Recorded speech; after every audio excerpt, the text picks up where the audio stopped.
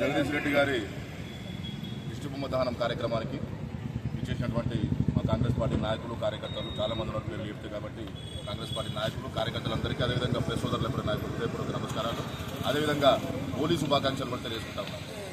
మరి ఇంతకుముందే జగదీశ్వర్ రెడ్డి గారి మాజీ మంత్రివర్యులు జగదీశ్వర్ రెడ్డి గారి దిష్టిబొమ్మ దహనం చేయడం జరిగింది. మరి ఎందుకంటే ఈ కార్యక్రమం ఎందుకు చేసినామంటే నిన్న జరిగినటువంటి అసెంబ్లీలో జగదీశ్వర్ రెడ్డి గారు స్పీకర్ గారిని ఉద్దేశించి ఏకవచనంతో నీవు అని చెప్పి మాట్లాడడం, అదేవిధంగా మరి ఈ సభ మీ సొంతం కాదు, ఇది అందరి హక్కు, ఈ సభలో అందరికీ సమానమైనటువంటి హక్కు ఉన్నదని చెప్పి ఒక దురహంకారమైనటువంటి మాటలు మాట్లాడడం వల్ల మరి ఈరోజు ఈ కార్యక్రమం చేస్తూ ఉన్నాం, నిరసన వ్యక్తం చేస్తూ ఉన్నాం.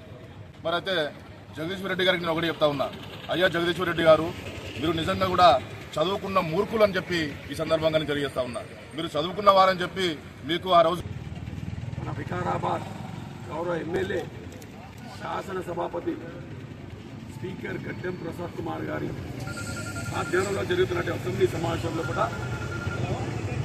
మనమందరం కూడా టీవీలో చూసినాం.